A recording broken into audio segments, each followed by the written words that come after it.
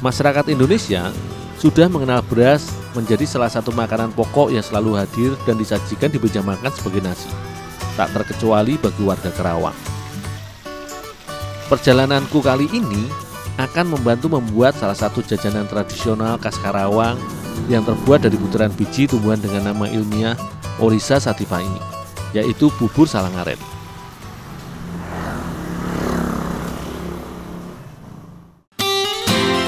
Ibu Ija adalah salah satu pengrajin kue di Desa Cinta Laksana di wilayah Karawang Selatan yang mewarisi resep tradisional olahan beras turun-temurun dari keluarganya dalam membuat salang aren.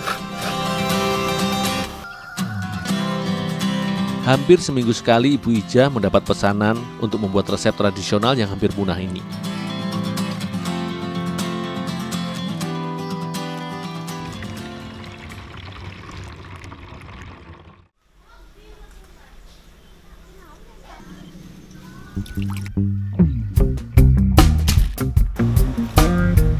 Salang aren merupakan olahan bubur khas Karawang yang proses pembuatannya masih sangat manual atau tradisional.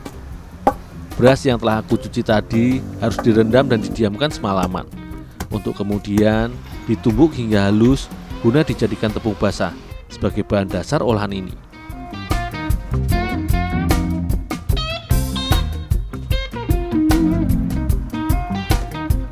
Salah satu keunikan dari proses pembuatan salang aren adalah bahan campuran adonannya.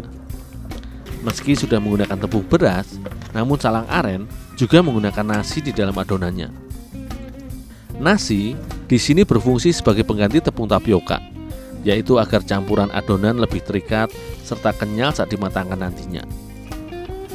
Kemudian, agar lebih mengembang, air apu atau air kapur pun ditambahkan sebagai campuran adonan. Dan tak lupa sedikit garam supaya adonan lebih gurih.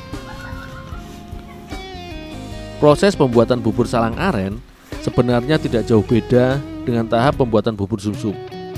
Hanya saja agar lebih menarik dan harum, sembari diaduk dan bahan tercampur rata, adonan ditambahkan air perasan daun suji sebagai pewarna alami serta inovasi pada bubur salang aren buatan Ibu Ija ini.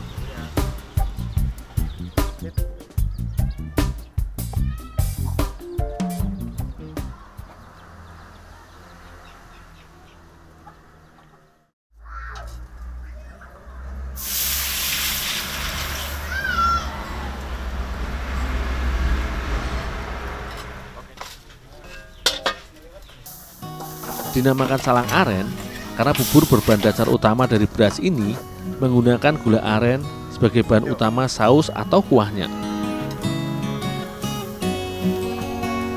Supaya tidak gosong, campuran santan dan gula aren terus diaduk hingga gula larut ke dalam santan.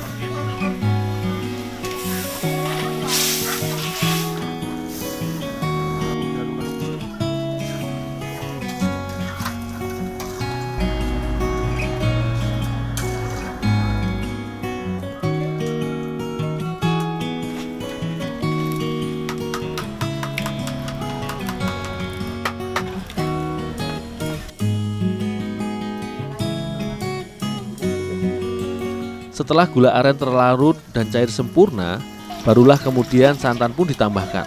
Terus diaduk hingga tercampur merata, serta santan mengental dan mendidih. Bu, adonannya udah jadi nih, Bu? Udah citak aja.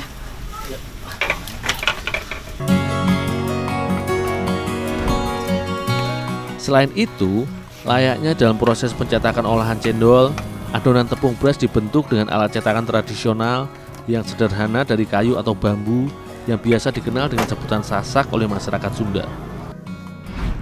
Selanjutnya, setelah tercampur, semua bahan terus diaduk agar kuah santan tidak gosong dan lengket hingga adonan beras matang.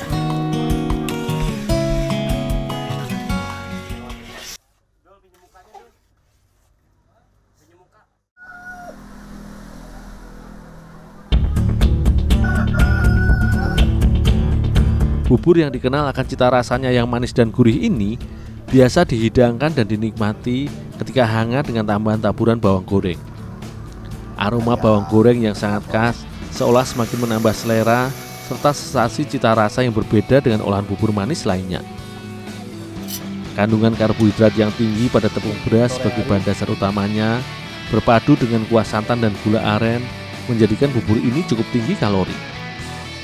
Tak heran bila dulu bubur sarang aren merupakan olahan tradisi yang selalu disajikan warga ketika usai panen padi atau ketika selepas pulang kerja dari ladang untuk dimakan bersama-sama keluarga.